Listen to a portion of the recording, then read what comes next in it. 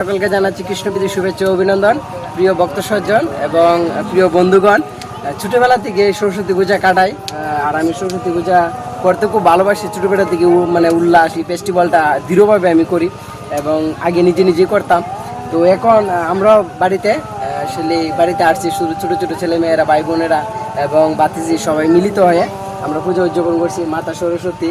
আমি না চাওয়ার শর্ত অনেক কিছু আমাকে দিয়েছে। আমি এবং ওনার এত বাদ্যযন্ত্র অ্যাচিভ করেছি, মানে শিখেছি বলার বাইরে। ওনার কৃপাই সব কিছু হয়েছে। ধীরে ধীরে শিখছি এবং গিটার শিখছি। এখন বর্তমানে যে সব কিছু ইনস্ট্রুমেন্ট দূরে রেখে শুধু গিটারটি আমার জীবনে আছে। আর ছোটোবেলায় একটাই স্বপ্ন ছিল মার কাছে, এবং প্রণাম দিয়ে আমি এটাই বলতাম যে মা, আমি যেন পড়াশোনায় সবচেয়ে ভালো হই এবং আমি যেন ফার্স্ট বই হই এবং ভালো রেজাল্ট করি, সবাই প্রথমে থাকি, সবসময় এরকম চাইতাম মার কাছে। এখন এই বয়সে এসে আমি মার কাছে এটাই চাই যে মা, জাগতিক জ্ঞান তো অনেক দিচ্ছে, জাগতিক জ্ঞানের দিক দিয়েও আমি অনেক প্রপার, অনেক ভালো হয়েছি। মা আশীর্বাদ করেছে, অনেক কিছু পেয়েছি। এবং আধ্যাত্মিক জীবনে এখন একটা ইচ্ছা হয় সেই গীতার জ্ঞান যাতে আমার জীবনে বর্ষণ হয়। আমি গীতার জ্ঞান যাতে আমার হৃদয় বর্ষিত হয় এবং আমি এটা গীতার জ্ঞান দ্বারা যেন লাভ করে যেন আমার সমগ্র জীবন চলতে পারি এবং আরেকজনকে চালাতে পারি বা না পারি এটা বিষয় না, দিতে পারি বা না দিতে পারি এটা বিষয় না। মূলত আমার জীবনযাত্রা যাতে সুন্দর হয়। গীতার শ্লোক 700টা শ্লোক ছিল প্রভুপাদের, গীতাটা উনি এটা লেখছেন, বিভিন্ন ধরনের তাৎপর্য দিয়েছেন উনি, ইসকনের গীতা।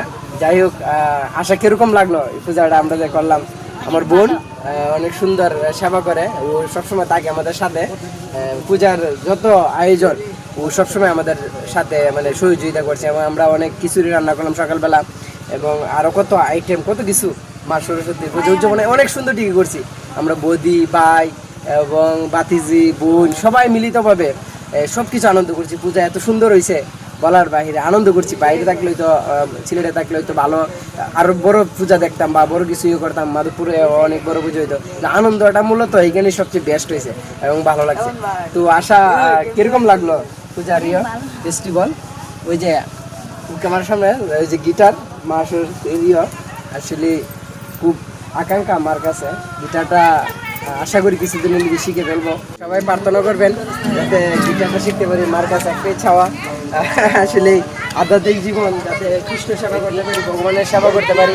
আমার জ্ঞান, আমার বুদ্ধি, আমার যে যত এডুকেশন ম্যাটেরিয়াল জীবনে আছে এবং এই জীবনের যে ম্যাটেরিয়াল এডুকেশন দিয়ে স্পিরিচুয়াল, যাই হোক স্পিরিচুয়াল লাইফে যাতে কাজে লাগাইতে পারি এবং কৃষ্ণ সেবাই যাতে করতে পারি, এই প্রার্থনা সবাই। আমিও মার কাছে এটাই চাওয়া যাতে কৃষ্ণ সেবা করতে পারি, কৃষ্ণ ভজনে লাগাতে পারি। আমার জ্ঞান, আমার বুদ্ধি, আমার বিবেক, আমার সব কিছু এডুকেশন সিস্টেম, আমার যত কিছু লাভ করছি মার কাছে। আসলে মারই দেওয়া, মার কণ্ঠস্বর, মার আসলে আমার শরীরে তালই ছিল না, আর বেতালের দেওয়া উনি তাল দিচ্ছেন। এবং আমি আমার জীবনে কোনোদিন ভাবি নাই সঙ্গীতের সাথে জড়িত হবো, ইনভলভ হবো এবং ডে বাই ডে অনেক সুন্দর মার কৃপাতে আমার এরকম পাওয়া। আসলে সেরকম কোয়ালিটি বা এবিলিটি নিয়ে আমার সত্যিকার অর্থে মার জানি না কিরকম কৃপা করছে। ছোটোবেলায় তো গান বাজনা করি নাই, আমি আসলে 20 সালের পর থেকেই গান বাজনা শুরু করছি এবং মার কৃপা লাভ করা শুরু করছি এবং মা অসাধারণ অনেক কিছু দিয়েছে আমাদেরকে। হরে কৃষ্ণ।